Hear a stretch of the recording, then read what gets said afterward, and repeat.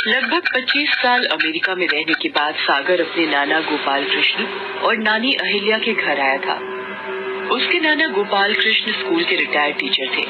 सागर जितना अपने नानी घर घूमने के लिए एक्साइटेड था, उससे कहीं अधिक उसके नाना जी उसे गांव घुमाने के लिए एक्साइटेड थे। एक ही दिन में नाना जी ने उसे आधा गांव घुमा दिया।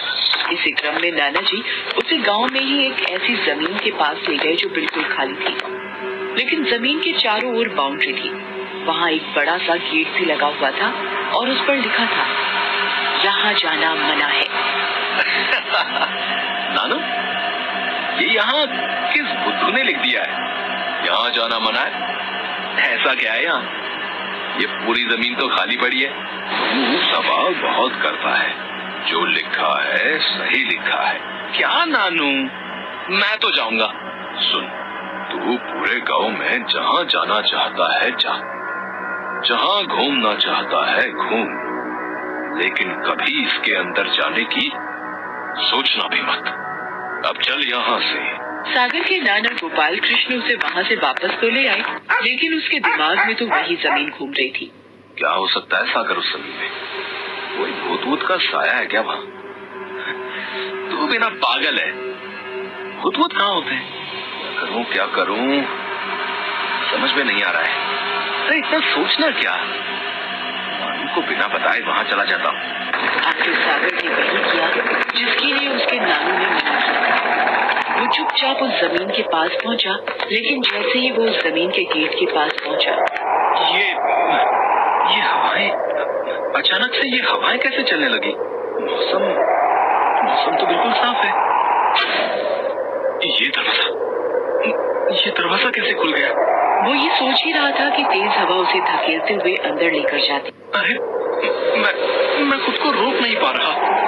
ये हवाएं मुझे धकेलती हुई अंदर क्यों ले जा रही हैं? तेज हवाएं धकेलती हुई सागर को उस जमीन के बीचों बीच लगे पीपल के पेड़ के पास ले जाती है और उसे वहीं पटक देती है, जिससे उसका सिर पहले से वहां रखे एक पत्थर से टकरा जाता है और उसके सिर से खून की धार बहकर जमीन पर गिरने लगती है। अगले दिन सागर के नाना नानी उसे घर में ना पाकर परेशान हो जाते हैं। वो दोनों उसे ढूंढने निकल जाते हैं। ढूंढते ढूंढते वो उसी जमीन के पास पहुंचते हैं। वहाँ उस जमीन के बाहर अपने नाती को बेसुध पड़ा देख वो परेशान हो जाते हैं। वो दोनों उसे किसी तरह रिक्शे में लाद कर घर ले आते हैं, लेकिन सागर की तबीयत घर पहुंचने के बाद बहुत खराब होने लगती है। तेज बुखार से उसका शरीर चलने लगता है। उसके नाना जी एक डॉक्टर को बुलवाते हैं। डॉक्टर उसकी जांच करते। कोई सीरियस बात तो नहीं है ना डॉक्टर साहब? अरे घबराने की कोई बात नहीं है गोपाल कृष्ण जी। आपका नाती अमेरिका से आया है तो यहाँ के क्लाइमेट में एडजस्ट होने में थोड़ा समय तो लगेगा ना। ये कुछ गोलियां हैं एंटीबायोटिक की, बस इसे देते रहिए, कल तक फिट हो जाएगा। उसी दिन शाम के समय की बात है। सागर अपने कमरे में अकेला था। उसकी नानी बाहर सब्जी काट रही थी और नाना जी अखबार पढ़ रहे थे। तभी सागर की नानी को उसके कमरे से घुंघरू की आवाज आती है। कुछ देर में चूड़ियों की आवाज भी आने लगती है। अजी सुनते हो, तुम्हें सागर के कमरे से घुंघरू और चूड़ियों की आवाज आ रही है क्या?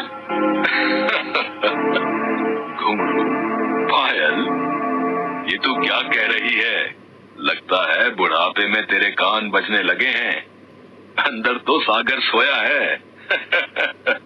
सागर के नाना जी ने अपनी पत्नी की बात काट तो दी, लेकिन 2 दिन बाद सागर के कमरे से फिर से घुंघरू और चूड़ियों के खनखन की आवाज आने लगी।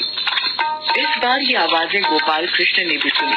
उसने ये बातें अहिल्या को बताई। उस दिन मैंने कहा तो आपने मेरी बात हंसी में उड़ा दी। अब बोलिए, आपके भी कान बुढ़ापे में बजने लगे हैं क्या? अहिल्या, मुझे तो कुछ गड़बड़ लग रही है।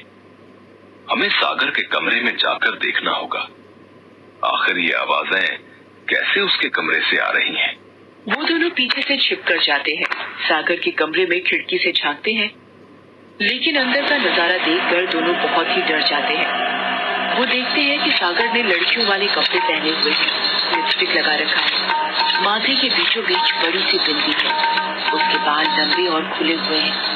उसने ही चूड़ियां और घुंघरू भी पहन रखे हैं और वो कमरे में नाच रहा है।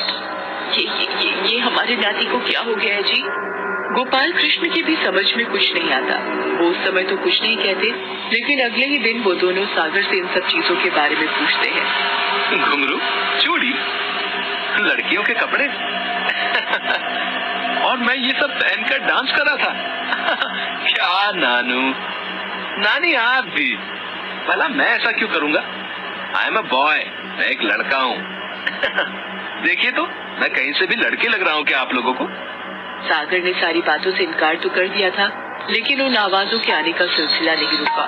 इसीलिए गोपाल और अहिल्या अपने गुरुजी के पास पहुंचे और उन्हें सारी बात बताई। गुरुजी बहुत पहुंचे हुए थे। उन्होंने आंखें बंद कर ध्यान लगाया और उन्हें पल में सब पता लग गया। संकट, बहुत बड़ा संकट है गोपाल। मैं देख रहा हूँ तेरे घर में किसी का साया है, किसी अतृप्त आत्मा का। तो जल्दी चलिए ना हमारे घर, उस साए से मुक्ति दिला दीजिए ना मेरे नाती को। वो बेचारा बहुत परेशान है। आज नहीं, मैं इस पूर्णमासी को आऊंगा, लेकिन तब तक के लिए ये ताबीज तुम दोनों बांध लो। और हाँ, अपने नाती के लिए भी ये ताबीज ले जाओ और उसे बांध देना। उन दोनों ने तो वो ताबीज तत्काल बांध दिया, लेकिन सागर ने अंधविश्वास कहकर ताबीज बांधने से इनकार कर दिया। एक सप्ताह बाद ही पूर्णमासी थी। गुरुजी रात को वहाँ पहुँच गए और फिर अपना अनुष्ठान शुरू कर दिया। तू कौन है? कौन है? बता सबको, तू कौन है? क्यों पकड़ रखा है तूने इसे? क्यों कब्जा कर रखा है तूने इस मासूम के शरीर पर? बोल, बोलती है कि नहीं तू? बोल, बोल। तभी वहाँ धुआं उठता है। सागर के शरीर से एक किन्नर बाहर निकलती है।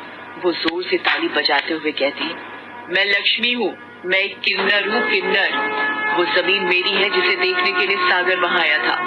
मैं उस जमीन पर किन्नरों की एक बस्ती बसाना चाहती थी, क्योंकि आपके समाज में तो हम किन्नर एक श्राप की तरह ही है ना। जिसे देखो वही हमारे बारे में अपशब्द बोलता है, दुत्कारता है। हम भी इंसान हैं, ये कोई नहीं समझता। हमें भी उसी ईश्वर ने बनाया है, ये कोई नहीं मानता।